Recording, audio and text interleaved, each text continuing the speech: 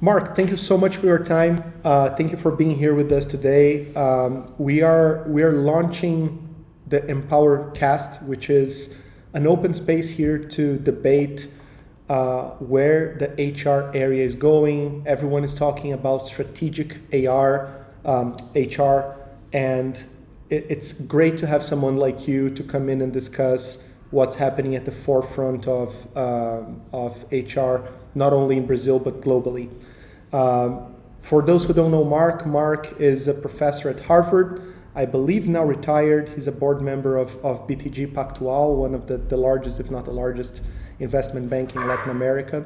And basically, everything that is known to Earth, Mark has read something about it. So Mark, thank you so much for being here, and thank you for taking the time to share a little bit of your knowledge with our audience.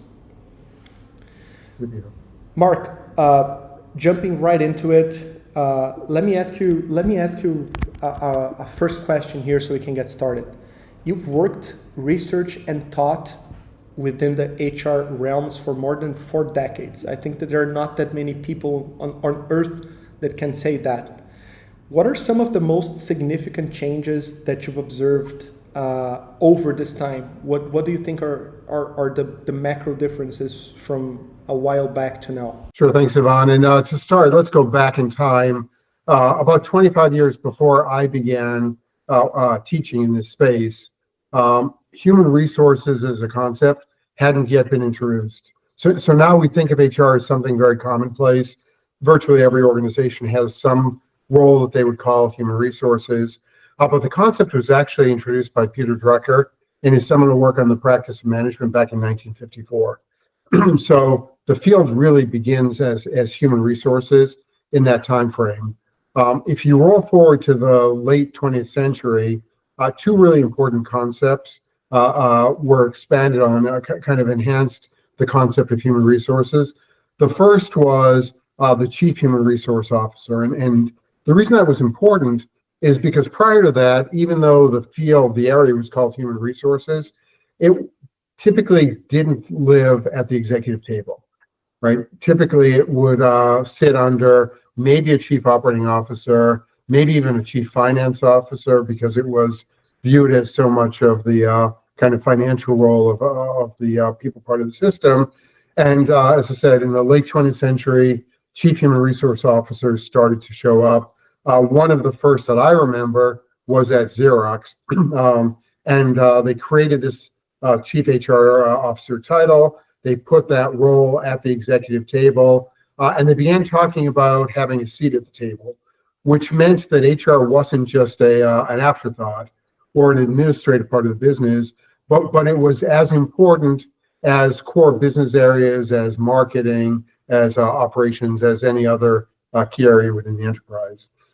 If you then continue to roll forward, in the early 21st century, we started talking about coevolution of business strategy and people strategy, and we tweaked the title Chief Human Resource Officer a little bit to talk more about Chief People Officer. It's not to say that there aren't still CHROs out there, but there are quite a number of Chief People Officers, because human resources, as people have reflected on it, still had too much of a sense that it was about resources, widgets, not about human beings. And the coevolution of business strategy and people strategy said that while organizations historically had always worried about building a viable strategy for the business, that strategy, absent a partner strategy looking at the people, was never going to be fully sufficient. And the common practice through most of the 20th century around people strategy was to build the business strategy first, and then build the people strategy as a kind of derivative. And as we got into the early 21st century, it became increasingly important to really think about those two as co-evolving, as being defined and refined, advanced together. Now, if you roll forward to today, I think there's 2 really important focal areas. The first is just understanding the changing nature of work. We all lived through the COVID pandemic. Before the pandemic, remote work wasn't unheard of, but it wasn't commonplace. As you know, as we lived through the pandemic, remote work from home became commonplace everywhere. There were debates and discussions about how do you do that kind of work? How do you create the social fabric of an enterprise when people aren't socially, physically together? How do you manage performance where you don't see people? How do you manage a transition where the pandemic comes to a close and organizations want people back in the workplace?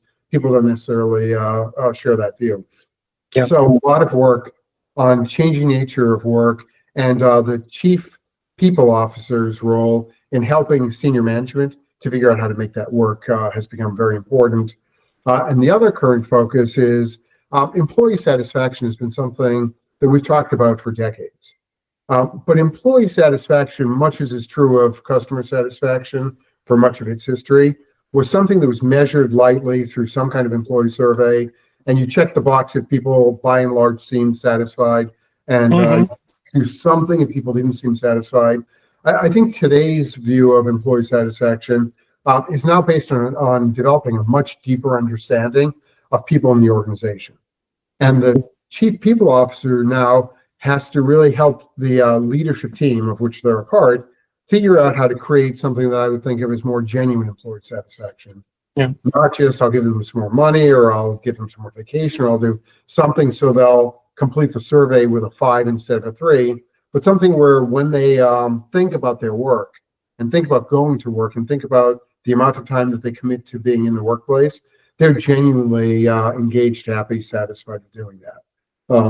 And so figuring out organizationally how to create a much higher level of genuine employee satisfaction is challenging and is clearly very topical today. And Mark, this is a great point, because we have two very big changes happening simultaneously, which is one, the generational shift, and what are the important things for baby boomers, Gen X, Gen Z. Yep. And we see a lot of changes coming from how people are working with the newest generations that we have. People are looking for more purpose. People are looking for jobs that they really connect to.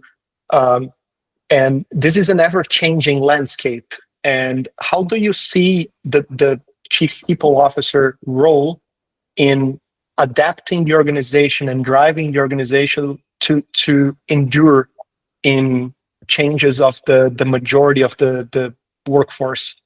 Yeah, it's a great question. And it goes back to this notion of genuine employee satisfaction built on a much deeper understanding of employees. And so if you have a series of models by which you try to manage satisfaction and manage and measure performance and talent development, and those models are static, which they were for quite some time, then as the employee demographic changes, as the cultural values change, it's very hard to keep up and make adjustments. But if your mindset is, I recognize that every single person who works for my company is an individual with unique needs, desires, drives, motivations, then kind of based on that deeper understanding, you can build models that will work and create that kind of employee engagement and satisfaction. I remember doing a consulting engagement years ago, maybe 15 years ago, as employee demographics began to change, and as millennials started to enter the workplace, and millennials were much more closely connected with their parents than previous generations had ever been. Yeah. And this CEO I was talking to said, I've got an interesting dilemma. I used to, it was a very prestigious company. I used to get recent graduates or soon to be graduated seniors to come in for interviews, and they come in by themselves, and it was a very nice process, and we'd introduce them to the company and to a cross-section of our management, and it worked very nicely. Now they show up and their parents show up with them. And it never occurred to me that a parent might show up with an applicant, because when I was a kid applying for a job, I never in a million years would have allowed parents to show up. So the question was kind of, what do we do? And the initial instinct was to say that there's something wrong with these people if they want to bring their parents. maybe we should just say no, and if they don't want to join us, they don't want to join us. And then it became clear that this wasn't an isolated event. This was a non-trivial percentage of all employees in that time frame who wanted to come, wanted their parents, who've been such a big part of their lives, to be part of a decision that might take them a decade or a little more into their career. Right. So it's this recognizing that what you experienced earlier in your career isn't necessarily what the next generation is going to want to experience, and that what you assume to be values or motivations that apply to you and your peer group may not apply to the next generation either. And this is interesting because looking at other areas within the company that have always been at the table that we're discussing. If you look at sales, you usually have the decision maker, but you have the consigliere, the people that are aiding in the decision. And it would probably be very easy for you to look at the parents there as like there's something wrong with this person.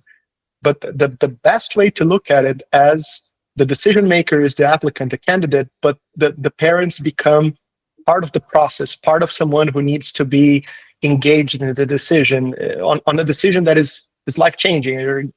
If everything goes well, you expect people to spend 10 plus years on a mission, on something that they want to deliver. So this really puts the chief people officer in a position that they have to understand a little bit of all areas. They have to understand the business. They have to understand who are the decision makers, who are the people impacting the decision.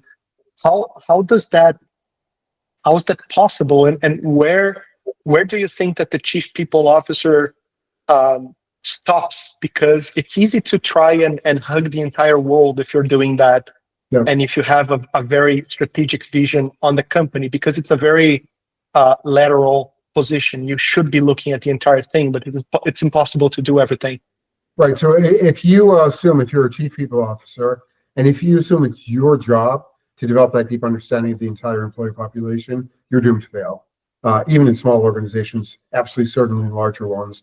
So your role is to create an environmental situation where not just you, but your entire human resources or people division and all of your peers in the rest of the business have that mindset and are trying to develop that understanding of the people system and employees who work for the company. So you're creating the frameworks and the mindsets and the focus that allows the enterprise collectively to develop that deeper understanding. And it's good. Apologies, Mark. Go ahead. I was going to say the other thing that especially given what you're doing in Axenya, that we're seeing more and more often is as Gen AI becomes more prevalent as a set of tools, and as people within organizations try to figure out what to do with it, how to let it enhance their work without creating anxiety, without creating disconnects. Another opportunity for the people system, starting with the CPO, but the entire people organization and broader leadership group, working together to figure out how to take advantage of new technologies that could be highly disruptive, that could create various kinds of disconnects if they're not kind of managed and addressed in important ways. And I hear all the time folks who are within 5 years of retirement talking about how happy they are that they will likely be retired before they have to figure much of this out, right? Gen AI could take their jobs away, could change their jobs in ways that make it incredibly uncomfortable. And so if you're 3 years from retirement, not such a big deal. If you're 20 years from retirement, the system that you're part of, together with you, should be able to help figure out what to do so that it's a positive step, not a negatively disruptive one. Perfect. And if I understand correctly here, Mark, because the goal is not for the CPO here to try and take on everything, but to create the tools and the system that will enable all areas to look at the company also through the lens of people and understanding that each person in there is a person with their unique values, goals, objectives, and contributions. Absolutely. Is that correct? That's absolutely fantastic. Correct. That's amazing, Mark. And I think that if you look at those companies that are embracing the importance of a deep and genuine commitment, so this new generation that's coming, and looking at employment engagement and satisfaction, what do you think what are the things that they can do to ensure that they are successful in accomplishing this, the genuine commitment and the employment engagement and satisfaction that will lower employee friction, churn, that will increase productivity in the workforce, and will create a sense of cohesion that it's helpful for pretty much any company out there? That was a great question. So for as long as there have been businesses, there's been discussion for any enterprise about having a viable vision and mission. And in many cases, organizations fail on both of those fronts. They fail on the vision because whatever they frame as a vision doesn't say enough to be meaningful, doesn't connect people in the workplace. And if you're part of an enterprise and you're not really sure where it's going, you're not sure what the vision for the enterprise is, it's very hard to build a kind of deep sense of connection, or to feel like all of the time you put into the workplace is worth it. Yeah. Maybe even more important than vision, though, is mission, or said differently, sense of purpose. And any organization should have a very clear and compelling sense of purpose. Most organizations have a slogan. It's not necessarily a sense of purpose. And spending time figuring out how to create something that's more than a slogan, that's deeply meaningful, that people would be willing to commit, thousands of hours a year of their lives to do is quite important. I'll give you a couple of examples. Many of you have heard the purpose for Google, which was framed originally to organize the world's information, make it universally accessible and useful. Now, for some people, that mission, that sense of purpose, wouldn't necessarily be inspiring. But there's a broad cross-section of people who are in technology, who care about information deeply, who believe that transforming information into knowledge and making that accessible is a powerful and valuable thing. So for the people in an environment like Google with that kind of sense of purpose, it's highly motivating. It creates a level of satisfaction. In a very different domain, the Ritz-Carlton hotels define their sense of purpose as Ritz-Carlton being a place where genuine care and comfort of our guests is our highest mission. And that could be a slogan for some companies, but in the Ritz-Carlton world, that's actually something that motivates, drives people as they go to work every day. I've got grown kids now, but I remember when my boys were younger, they're about a year and a half apart. They look very similar. I took them to Australia, took one of them, the older one, to Australia. We stayed at Ritz-Carlton in Sydney. My son hates nuts. When you check in, they give you a chocolate chip cookie with nuts. He's very disappointed. The concierge can see in his face, he's not going to eat that cookie. He says, "What's wrong?" My son says, I can't eat nuts. The concierge goes out on his own and buys a chocolate chip cookie, brings it to the room and gives it to my son. That's not the impressive part. The impressive part is I come back a year later with my middle boy, who looks just like the oldest. The oldest is Jeremy, the middle boy is David. I check in with David, and as I check in, the concierge, who's a different individual, but who's clearly got access to notes from the previous year, said, "Oh, hi, Jeremy." He doesn't realize it's a different boy. You're a chocolate chip cookie with no nuts. Now, to do that sort of thing, driven out of this sense of mission, is, I think, impressive. But they didn't have to do that. David wouldn't have cared if he got a cookie with or without nuts, as it turns out. But it's a sense of purpose that really drove the organization. I'll give you one more example from the nonprofit sector. It's a children's home in Iowa, in the U.S., called the Consolidated Home for Children Network. And their sense of purpose is quite simple. We help severely disabled children lead great lives. And you can tell in that organization that people are there because they believe that that's an important sense of purpose. And if you look at a lot of kind of analogous homes across the country, or nursing homes, for example, not for disabled children, the quality of care is just not necessarily that high because this kind of sense of purpose about leading great lives isn't there. And in this nonprofit, it is there, and you can see it in the way every employee, whether they're directly facing the kids, or they're cleaning, or if they're cooking, or whatever they're doing. It's part of the way the entire organization operates. Yeah. So that sense of purpose. I think the second part of the answer to your question is just understanding what employees need in any organizational context. And if you think about fundamental needs that apply pretty much to all people, you can kind of cluster them into 4 areas. The first is, this is especially true in the workplace, but true anywhere. The first is they need to have a sense that they can have an impact, that they can make a difference.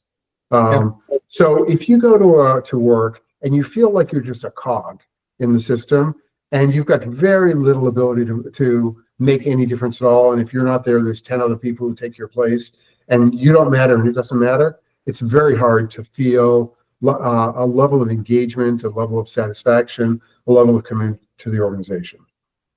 The second is people need to be able to look at what they're doing and develop a sense of self-esteem.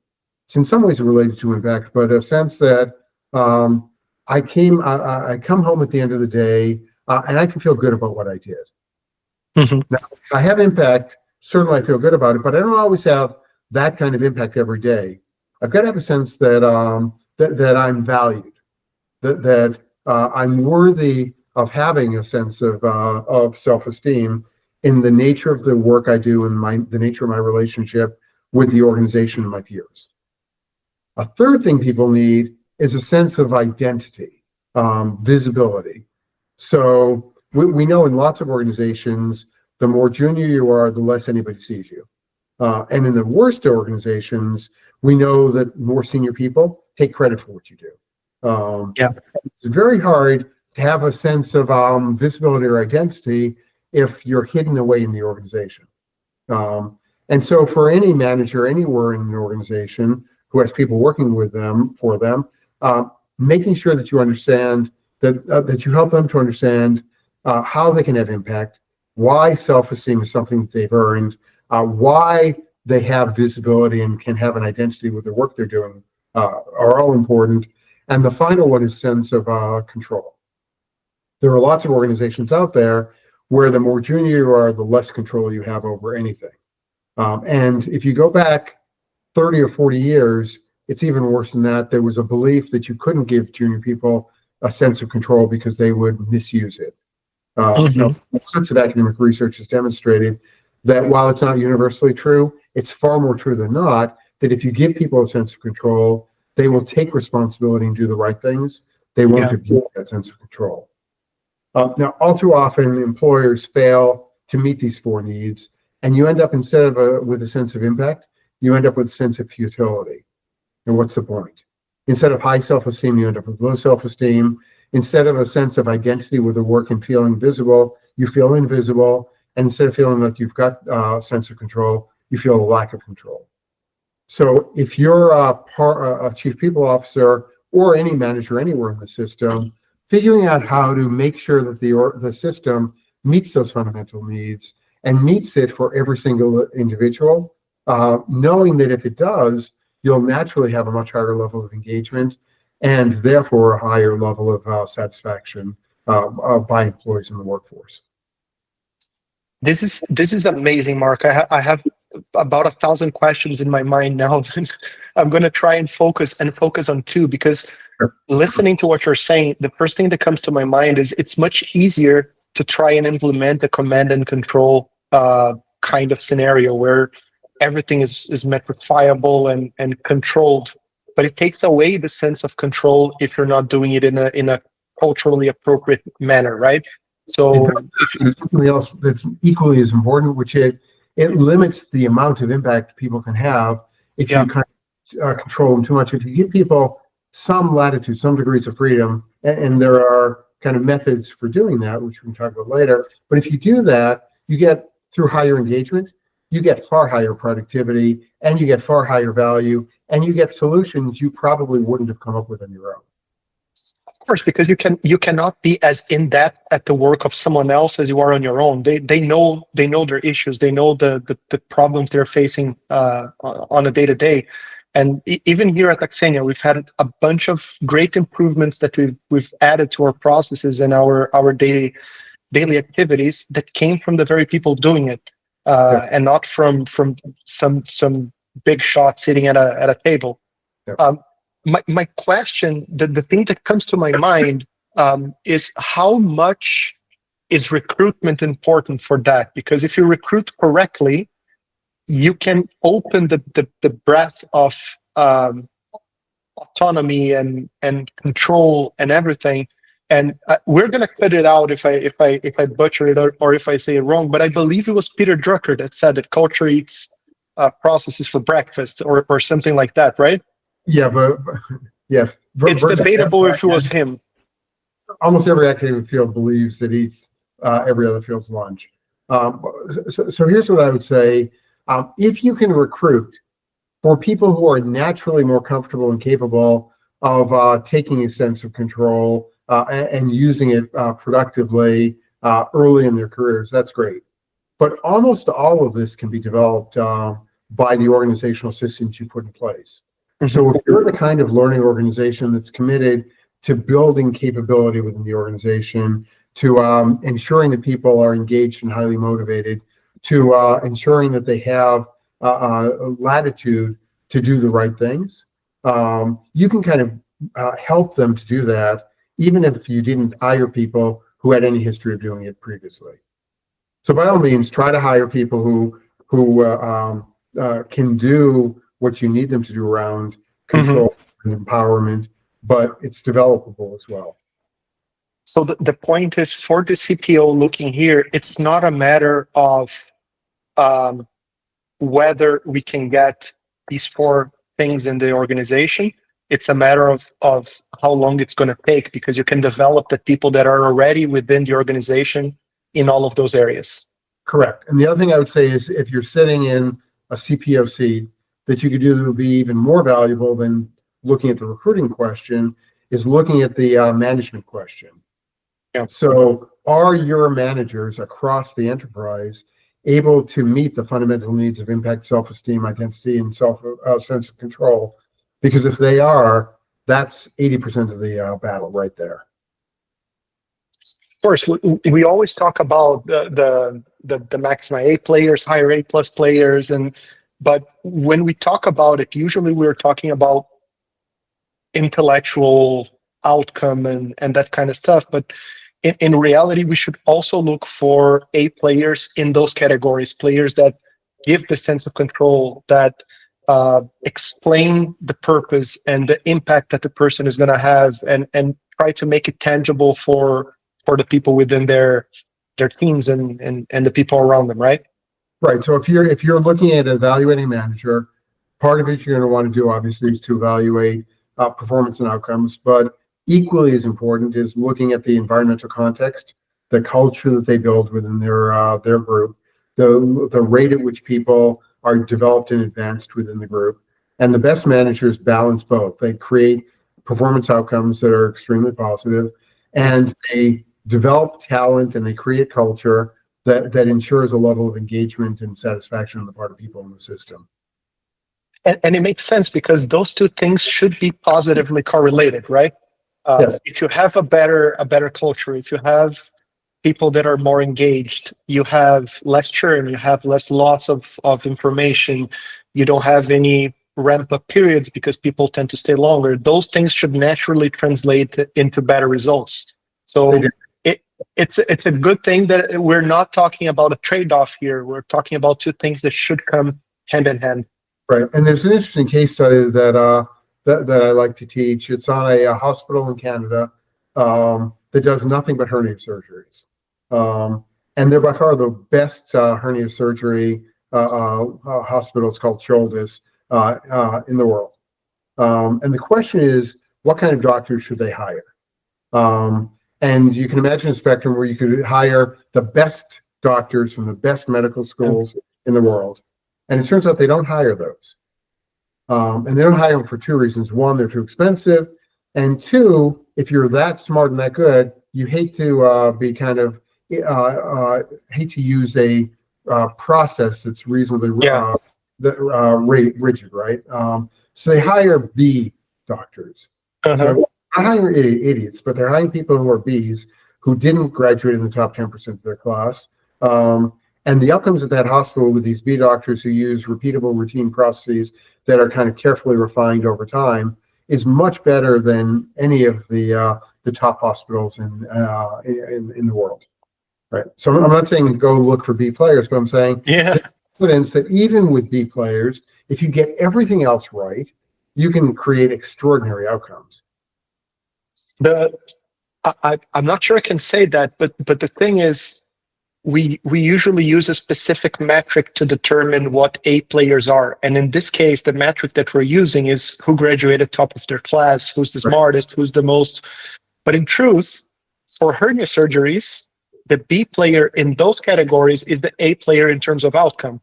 Correct. So it's not that we would be hiring B players. It's just that the definition of what an A player is slightly different. In this case, the CPO and the people within the organization should be looking for someone who can follow processes, stay on something for a long time so that they develop the expertise and the skills that they need, so that at the end of the day, they are much better at what they need to perform than the genius that gets bored after 5 months and wants to do something else and needs their brain ticked in some way, right? Yep, absolutely. And I think that the flip side of the issues that we talked, Mark, are the things that we should talk about now. So when thinking about the people system within an organization, what should senior executives do to ensure that the people are able to perform? So we talked about the problems. What can leaders within the organization do to guarantee that people will eventually become as successful as they should and live up to their potential? In the case, for example, of the hospital you're talking. Yep. So it's a framework I mentioned briefly earlier, which is, if you think about what it takes to achieve extraordinary performance, there's really 3 dimensions you've got to focus on. This is the kind of contextually what the people system should do. This is what every manager within an enterprise should be focused on as well. And think of it as a triangle where on one vertex, you've got capability. So how do you take people in your system and ensure that they have the capabilities that they need, that those capabilities grow and evolve over time, and that by virtue of being in the enterprise, they become more and more capable over time. So if you think about what you can do from a people system point of view, selecting people who are capable and knowing what capabilities you need on selection is an important aspect of capability.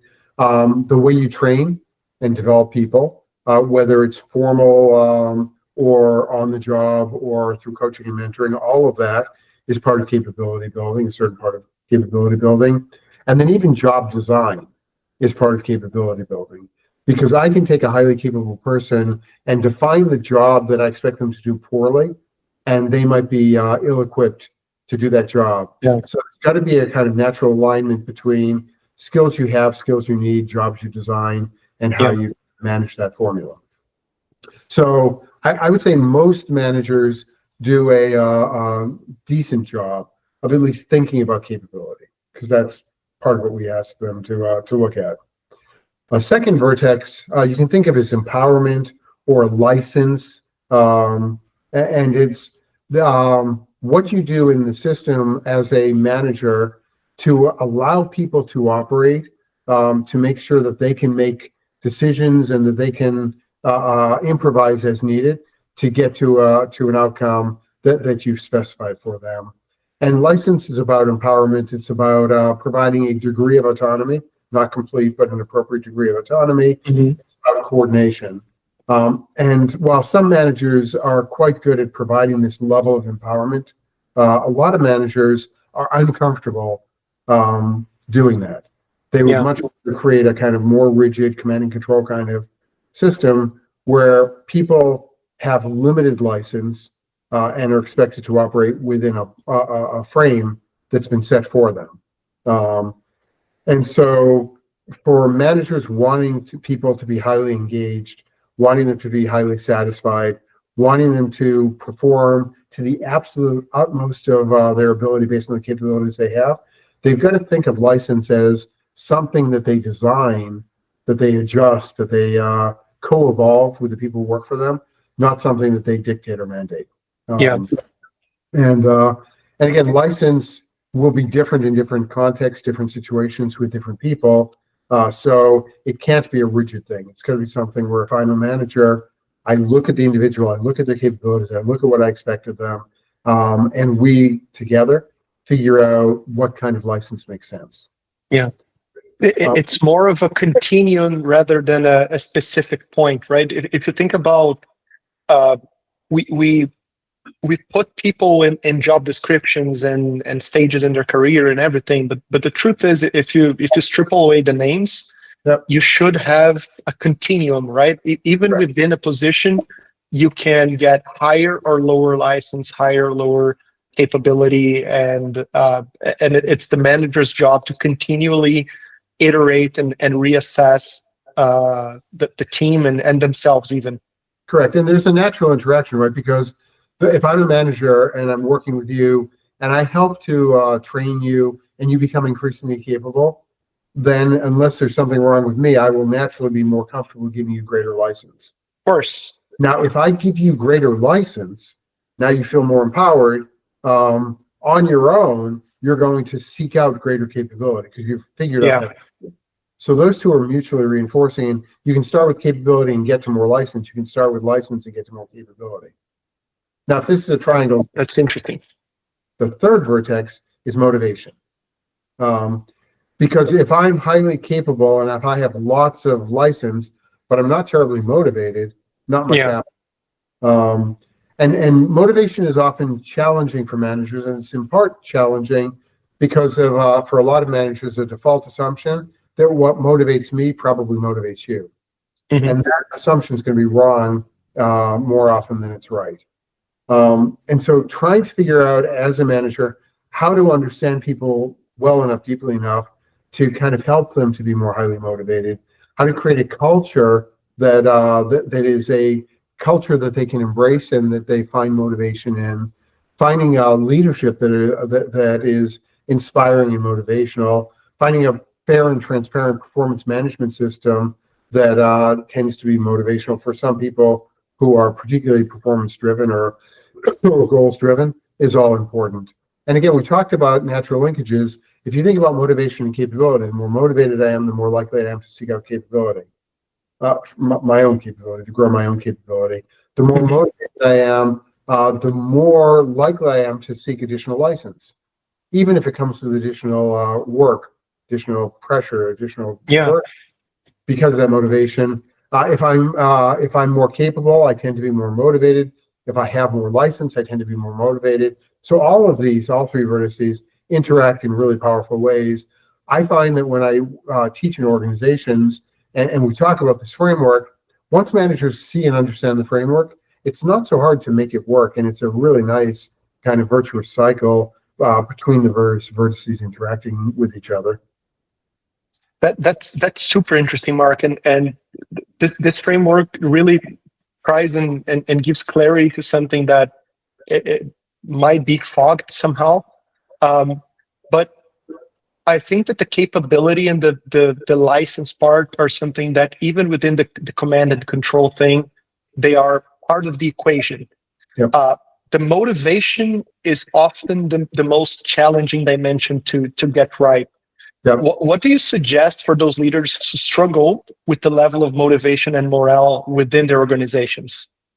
Yeah, so I'd have kind of two parts to the answer. The first goes back to what we said in the very beginning about deeper understanding of employees.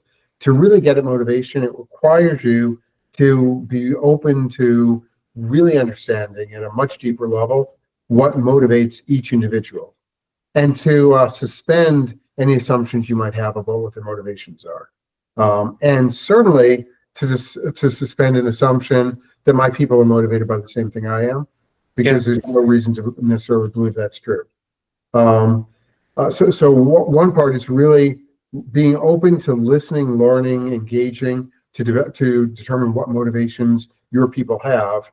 And the second part is once you develop those understandings, trying to find ways, once you know what motivates them, to create a system in which they operate, an ecosystem where their motivations are naturally satisfied. And there's research that's been done on what drives human motivation, and we refer to this as a 4 drives framework. So based on evolutionary biology research on the human brain, it turns out that there are 4 things that tend to drive people in varying degrees.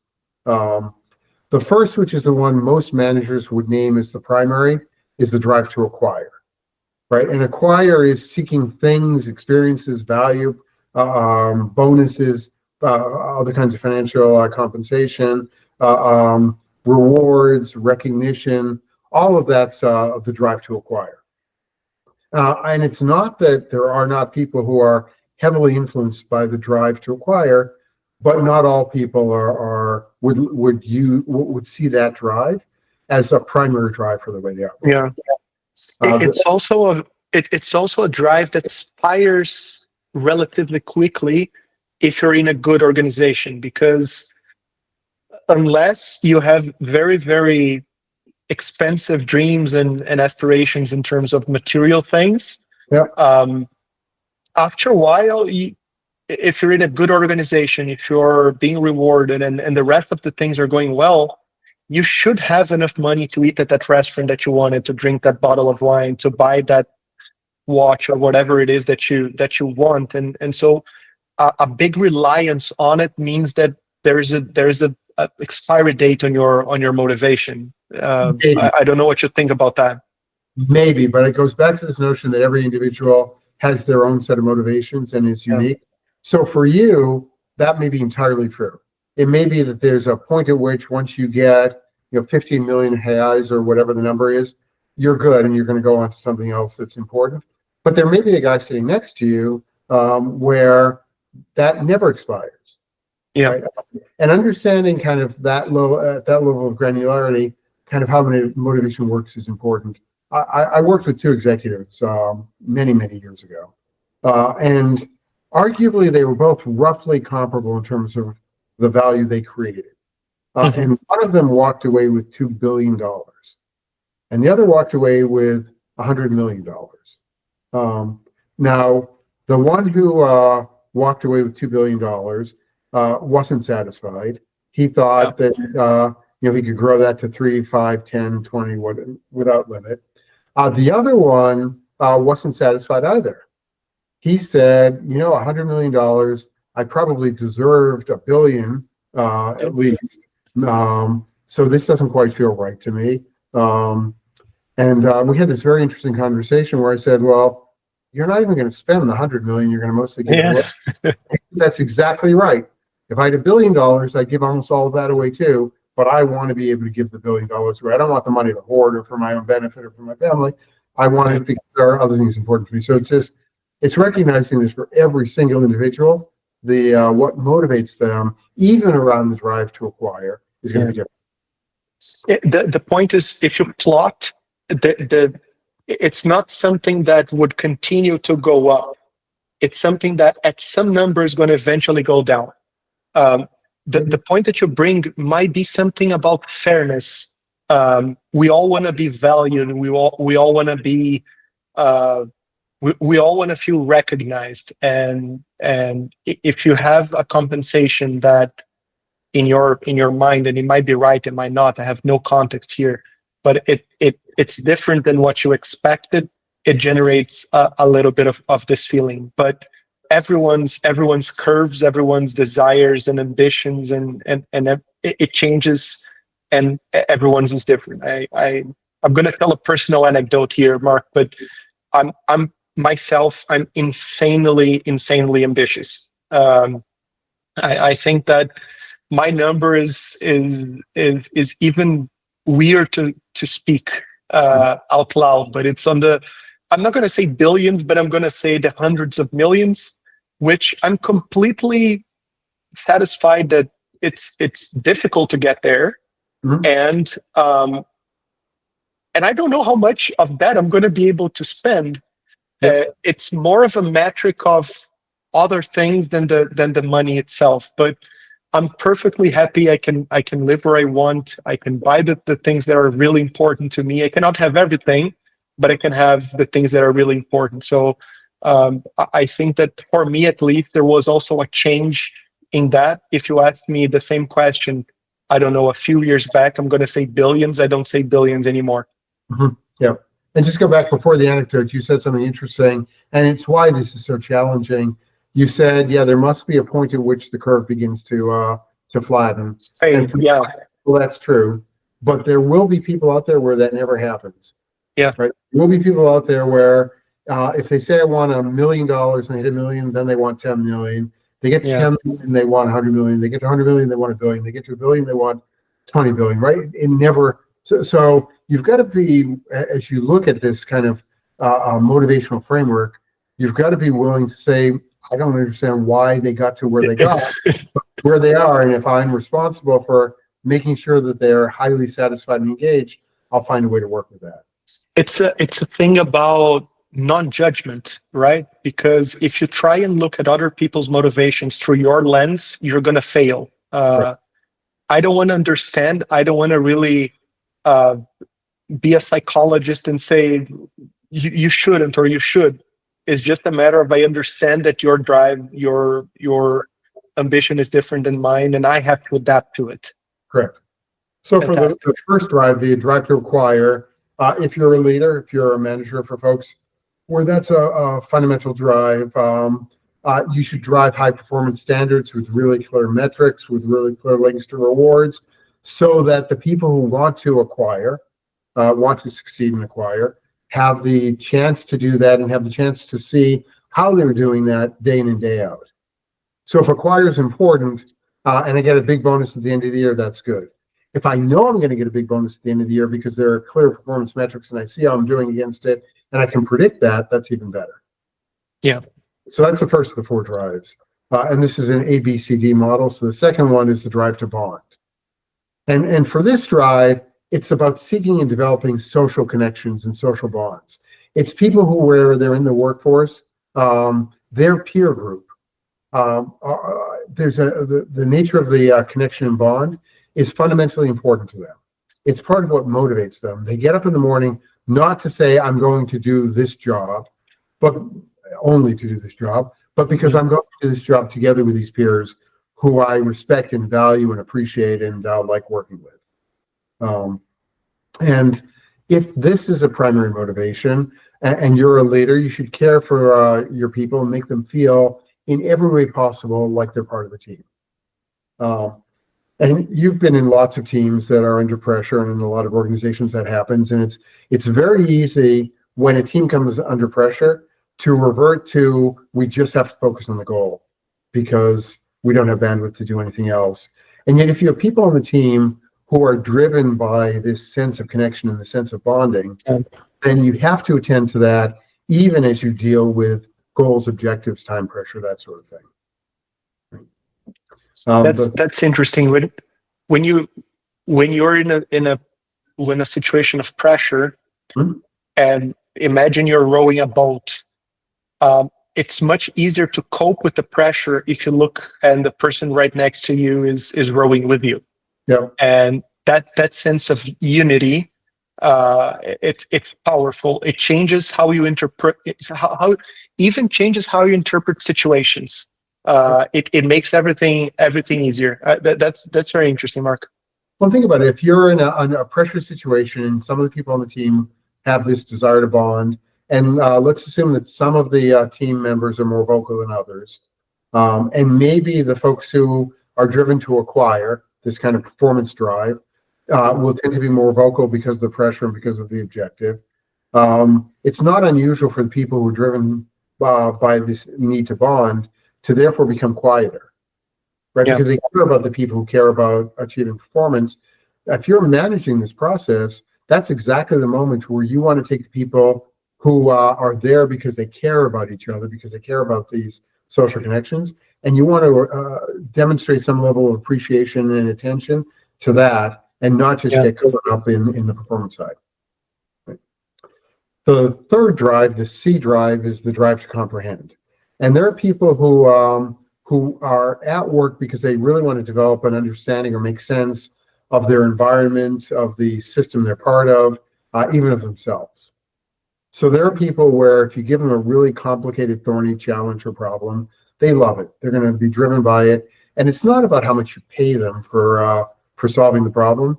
They get joy, they want to be treated fairly, but they'll get joy, pleasure, motivation out of kind of understanding, developing The puzzle. developing and understanding the puzzle. And so if you're a leader in that case, you want to empower and challenge your people to help them to grow in terms of developing the skills, capabilities, knowledge they need to solve increasingly complicated puzzles, right, to comprehend more and more. And the final drive, the D drive, is the drive to defend. And there are people out there who are motivated by this need to defend themselves and the people around them and feel safe and free, right? So work around psychological safety in the workplace.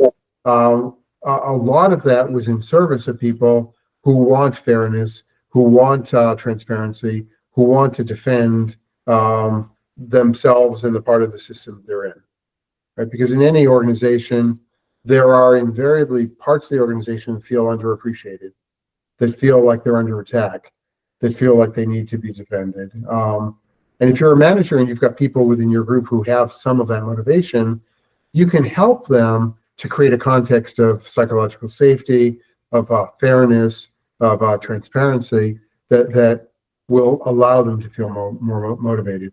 And again, don't think of these four as kind of pick one. Think of them almost like a radar diagram. Everybody has some amount of each of these. All of them. Understanding what the radar diagram looks like for a person helps you as a leader to figure out what levers to pull to help them to feel as motivated as you can. That's super interesting, Mark. And I remember reading about an experiment that happened a while ago where you had like $10 and you had to split between two people. Mm-hmm. And if both people agreed on the division, they would each take the amount that they agreed upon. Yep. But if they disagreed, they would both get zero. Yep. And many people, instead of making some amount of money, they would make no money just because they thought that the number was not fair. Right. And people would actively choose something that was worse for them because they feel it's not fair. So if you can just eliminate this issue of fairness, transparency, and psychological safety out of your organization, you almost automatically create a situation where people tend to help each other a little more.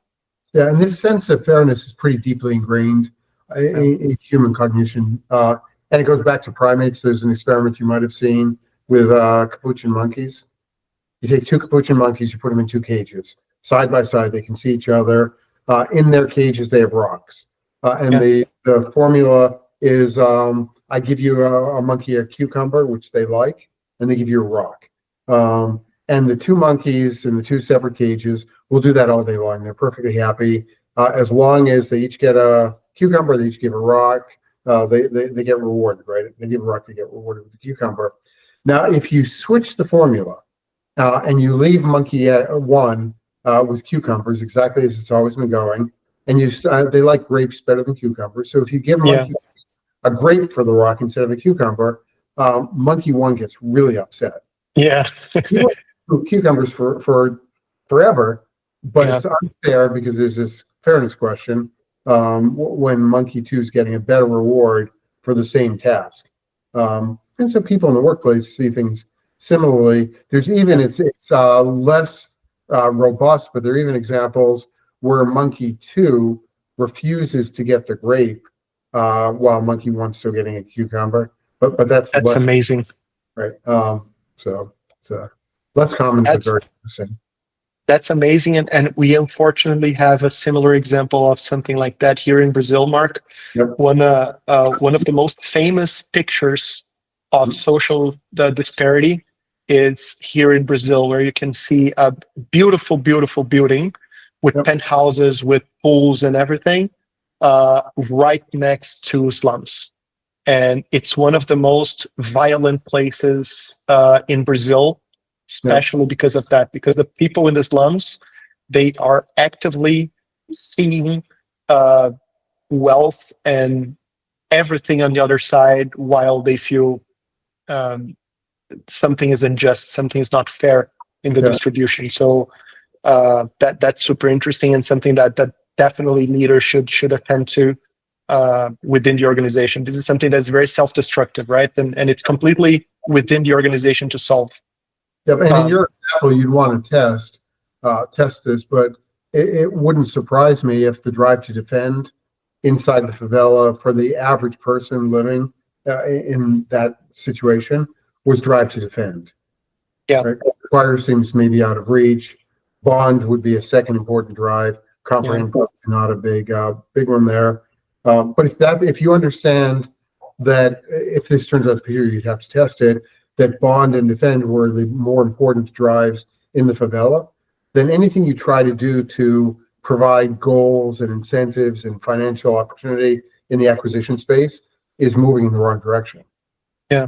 Right? It's I understand that. That's interesting. I've never seen anything about that, but I'll see if there's any studies or papers on it. But that's interesting. Mark, I don't know if you still have a minute. If not, I would like to. If so, I'd like to thank you for the participation.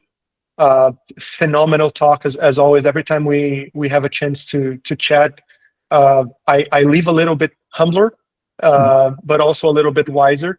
And I'm sure that everyone that's watching us right now is gonna be very, very happy with that. Thank you very much for sharing your knowledge with us. And at some point in the future, we would love to have you for a round two, if that's okay. Absolutely, it's been a great pleasure. Thanks, Ivan. Appreciate it. Thank you very much, Mark.